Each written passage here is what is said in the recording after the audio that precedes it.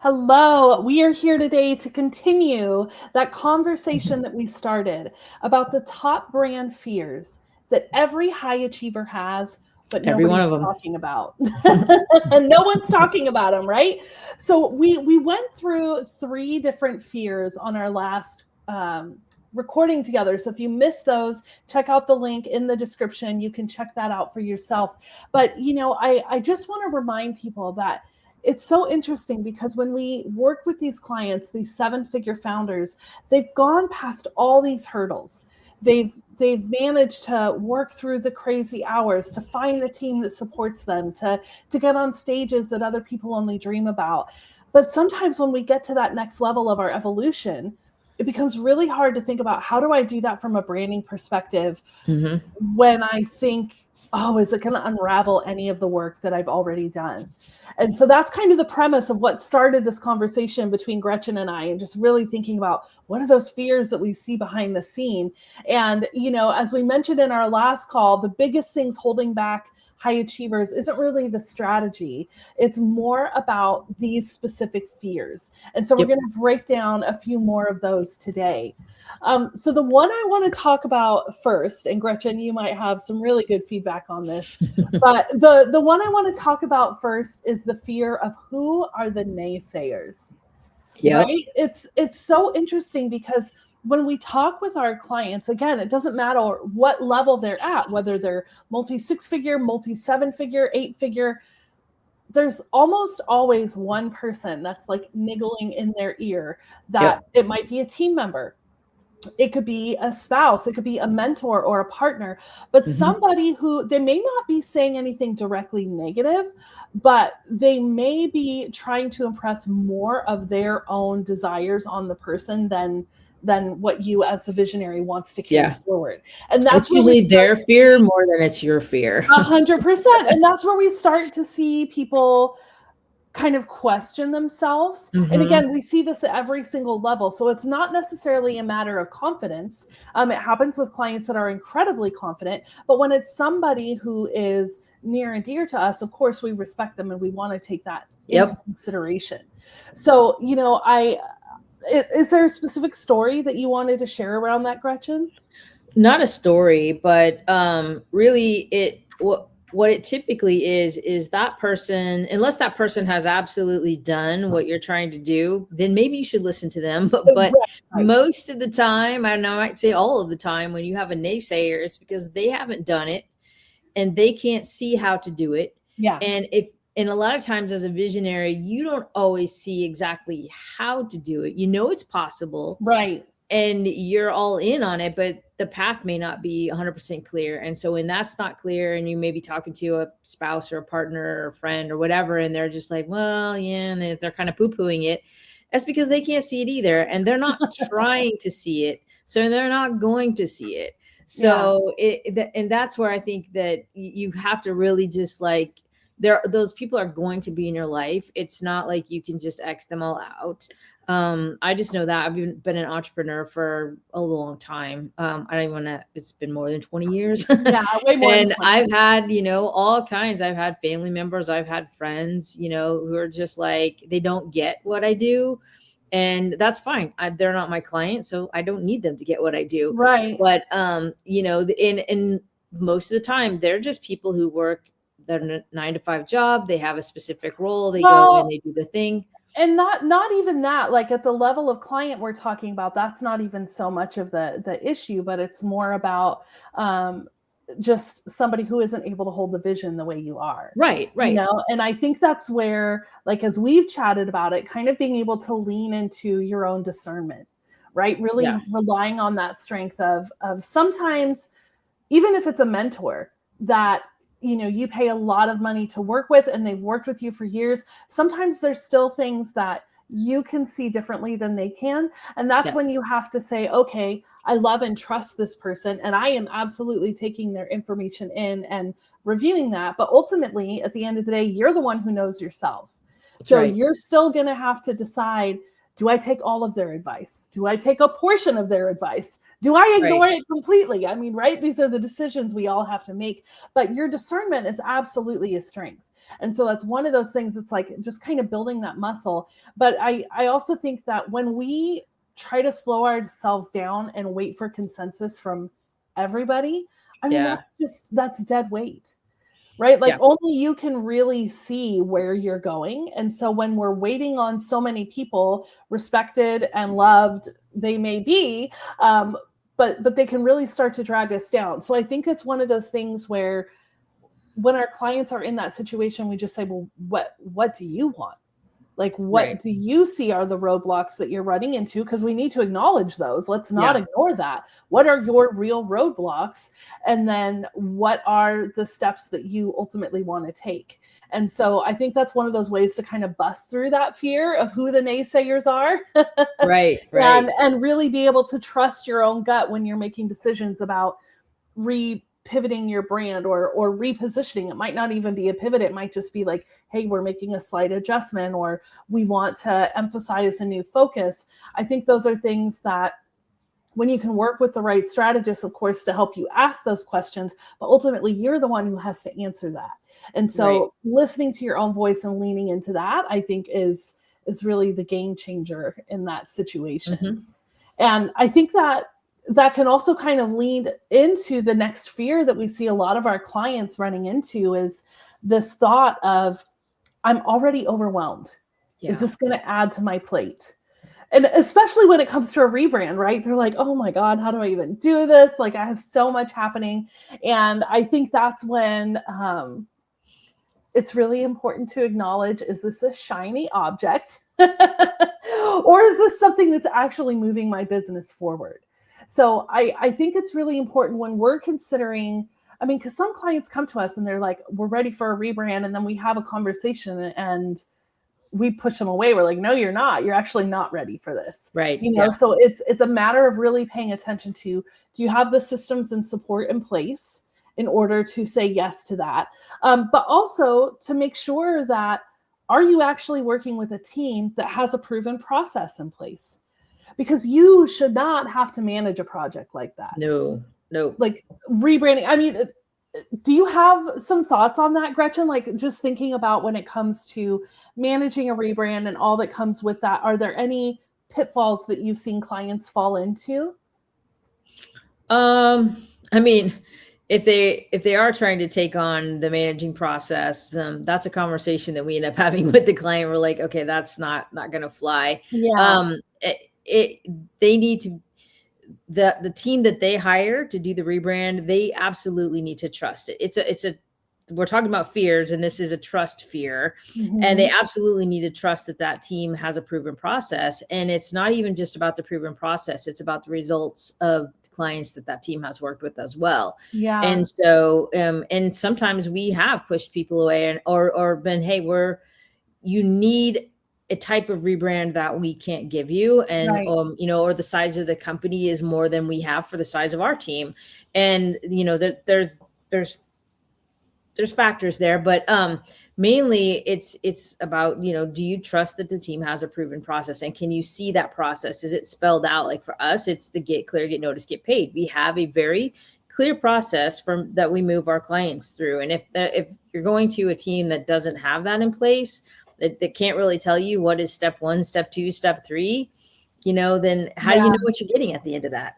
Well, and I also think that this is where it comes down to you understanding your strengths and then understanding your team members' strengths.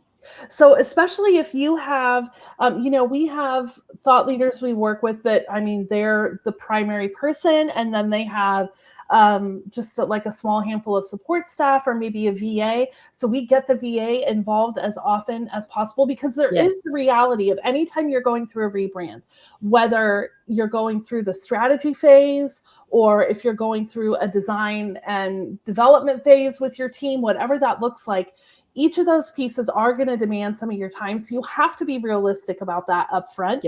So it's being really honest with yourself about what's capable. This is the piece that I think is difficult for a lot of visionaries, because as a visionary, we see the opportunity. We know what's available when we can get past this next step. And so it's really about kind of that self-awareness and being able to evaluate, do I really have enough time to handle this? We're working with a client right now where they're traveling 70% of this year.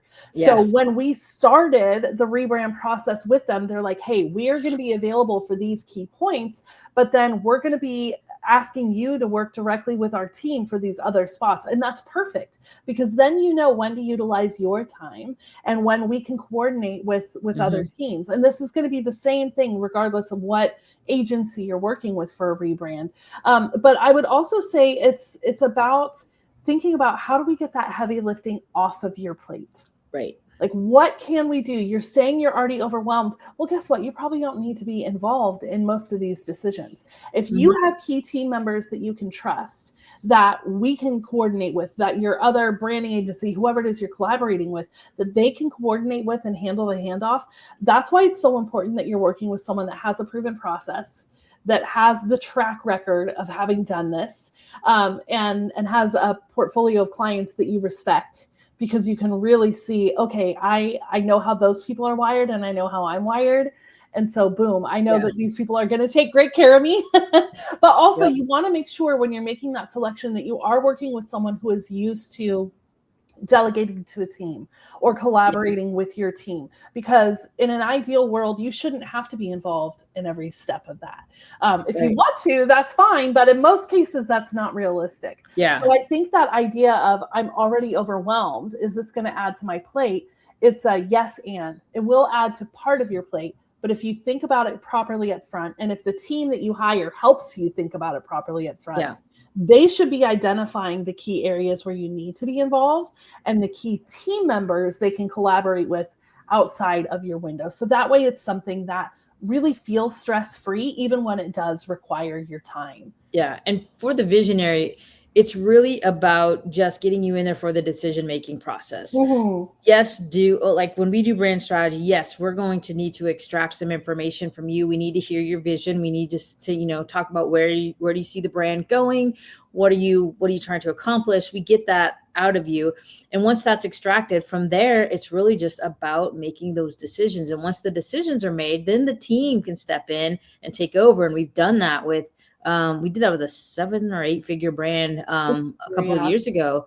And it was just, we sat down with the key leaders. We got the brand strategy done. We made those key decisions. And then her team took over. And her team, just from there on out, for like a good, almost 9, 10, 11 months after that. Almost a year we worked with them. Yeah, we worked exclusively with the team. And she was just only involved every so often to make important decisions, and everything else was rolled out through the team and with us directing it. Well, and I think like you can do that with any level of brand, whether you have a large team like that company did, or we have a lot of clients that, it's a smaller team, but they're people that they know and trust and know that the team is going to follow through. And I think it's also about like putting in those safeguards. If you decide that, hey, maybe I know that this particular team member is super reliable, but this one is newer, then what do you need to feel safe to be able to move forward? Does that mean that the number of internal check-ins that your team is having needs to increase? Or maybe that particular newer team member is reporting to somebody who's more senior. So it's really just thinking about how can we lower those barriers to make this option available to you if that's what's really going to move the business forward. Yeah. So there's always a way, but sometimes it really just takes you getting real with yourself to say, is this the correct time? Can I give it the time it is going to take? And can I make sure I have a safe group of people around me to coordinate and collaborate? And I think that's what really moves the needle for so many clients. And I think that also plays into the concept of the 6th fear that we see a lot of our clients have, which is the ROI going to justify the investment? And this is such an important question to be asking. We should all be asking this more. And I think that, as high achievers, what we all really need to know is, what are the results I'm going to get from this? Yeah. What is the timeline? What makes a company like yours different from XYZ company? So when you guys are considering the concept of a rebrand and identifying who you're going to work with, it's important to get those answers for yourself. So a lot of times when it comes to a rebrand, it can feel like it's subjective. Like, oh, this is visuals, or this is, working with language. We don't really know a set percentage. But I will say, when we look at kind of the overall percentages in the industry, you should expect to see a 25% increase over the next 3 years of your rebrand. So it takes some time to give you traction. It takes time for you and your marketing team to dial it in. But within the next 3 years, some up to 5, depending on how large the company is. But in most cases, within that 3 to 5 year window, you should be seeing a 25% increase in what you're doing. And some of that can happen faster when it comes to, are we dialing in specific funnels? Are we doing things where we're actually making iterative tweaks, like we're tracking very specific things in smaller increments? There's a lot of ways for you to know that this is going to turn into real results for you. And making sure that, we like to talk about all these steps in a rebrand like dominoes. Like, what is the number one domino? What is that biggest domino I can knock over that will then knock over all these others? Because I want to leverage your time, like we were talking about. We want to leverage your expertise. We want to leverage your team. And we want to make sure that, okay, if we're making these decisions and these shifts in our business, how can we maximize on the input from that? Like, what's the income that we're going to increase? What's the amount of time we're going to save? What's the new ability opportunities? And I think that's the other thing people forget about, is it's not just about the monetary income, which is incredibly important, clearly. Like, that's what keeps the world running. But also, what is this going to do for you in terms of opening doors for new partnerships, or getting you on bigger stages, or allowing you to create the lifestyle you want. Yeah, exactly. Like, just the time and the experience that you want for yourself and for your team and your family. So I think those are really important things to evaluate when you're considering a brand partner. And I don't know, is there anything about ROI that stands out for you, Gretchen? No, I think you actually covered it. It's really just those, we want results. We want a timeline. We want differentiation. And those are those key things that really add up to that and allow you to get that result at the end of the day. And, when we think of fear number 7, the last one we're going to chat through today, this is one that people definitely aren't saying out loud, but is very much in the back of our clients' minds. And sometimes it means that just because we look successful doesn't mean we always have the amount of margin that people expect us to. Sometimes we absolutely do, and it's not a question, and we don't have to think twice, and we can move forward. But sometimes, there are real situations where you've built a brand and a name, and you've had these incredible opportunities, but maybe you're just in a lull at the moment. Or maybe you're looking for an opportunity to scale to that next level. So sometimes the revenue doesn't always quite match the opinion that people have of you. And so this is where we've really got to evaluate strategic investments, like making sure that the changes that you're making are going to add up to, again, more opportunities for partnerships, more opportunities for income, a new, deeper way to connect with your audience, the ways that you're going to save and leverage your time, the ways that you can arm your team to be more equipped to carry on. And I think that's one place that is very underutilized. Is a lot of visionaries tell us that they have some difficulty communicating with their team, and their team being able to carry that vision through. And I think when that can be solved, there is so much leverage available in that it's going to free up your time, your money, your mental space, right? And so success is going to look different kind of across the board for a lot of our clients, but there are also ways to do things in phases. So I like to think about, again, going back to that domino idea. Okay, if we were to break down where you ultimately want to get with your brand into phases, what are the things that we would want to happen first that's going to clear the roadway for you to have the biggest oomph right away? And what is the order that you can strategically stack that in, so that if you are possibly in a time in your brand where you're experiencing a lull as you're trying to scale to the next level, well, then what is that first step that gets you the most leverage? So let's go for that play first. And then let's already have phases 2 and 3 outlined. This is why it's so important to step back, to see that bigger brand strategy, understand where you're going as a whole. And then that way we can reverse engineer and say, okay, well, if this is where we're going, how do we backtrack that to where we are right now? And then how can we do that incrementally so that as the time, the energy, the income, the influences, all of that stacks up in the right order for you, that then you can say yes to the phases as you go. And your audience never has to know the difference. Like to them, excuse me, you are still this incredibly successful person who has had so much impact on their lives. And they don't need to understand what all the moving parts are behind the scenes. And I think that's where a lot of people can kind of get in their own heads and feel some of that imposter syndrome. But we're just like anybody else. Like we're doing things one at a time. That's all we can do. We've got to really think about how to stack that information in the order that makes the most sense. And then really understand that the ROI comes from doing it strategically. Right? From making it happen incrementally, whatever that needs to look like for you in your particular phase of business. But these are the things that, like, sometimes our clients will ask this, but they never ask it directly. It'll be kind of a little roundabout, like, do you pick up what I'm putting down? Well, honey, yes, we do. We've been doing this for a very long time. So we know the secret language. Yeah, we do. We know what happens behind the scenes. And we're here to make it happen and to be trusted confidants that can really help you think through what are those phases? How does that align with outside teams that you're working with? How does that align with your internal teams? And where can we get you the most leverage? So I think that, by saying these fears out loud, this is where they lose their power, right? By actually having the conversations about them, understanding how to work through them. And that just lets you go even faster and impact people even faster. So that's really the way to kind of get the momentum that you need to build that brand you're meant to lead, to continue to scale that brand that you're meant to lead.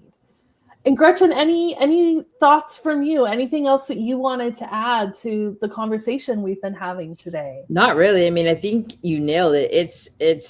This is not a vanity project. No. If someone comes to us and they're wanting to just rebrand for the sake of rebranding and just get, make it prettier, that's not going to fly with us. We're going to sit down. We're the wrong team. That's all you want.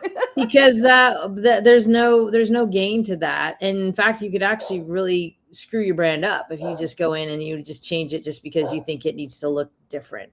Yeah. It's for us, it's all about strategy and what is the underlying, as Trina said, the dominoes. What are those things that we need to do to lay out to make sure that you're getting a return on the investment that you're putting into this, because you're going to put some blood, sweat, and tears into this.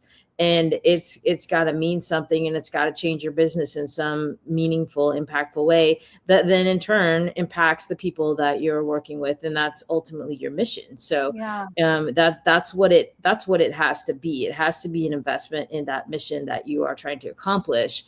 Not just spending money for spending's sake, because we're not here for that. Yeah. And neither are you. Exactly. Well, and hopefully getting to see these and think through these with us, hopefully you're feeling a little more seen yourself, that you're realizing, gosh, these might be fears that I have, but look, we hear these on repeat. All levels of our clients. And they may say it in different nuanced ways, but it's the same core things. So I hope you realize that, like, these are human fears. It's really ultimately what they are. And they happen at different levels for each of us, but you're not the only one thinking about those things. And there really are pathways through every single one of them.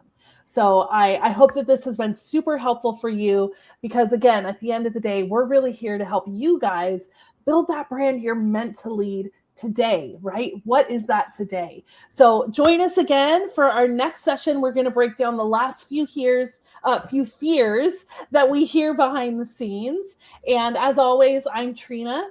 And I'm Gretchen. And we'll see you next time.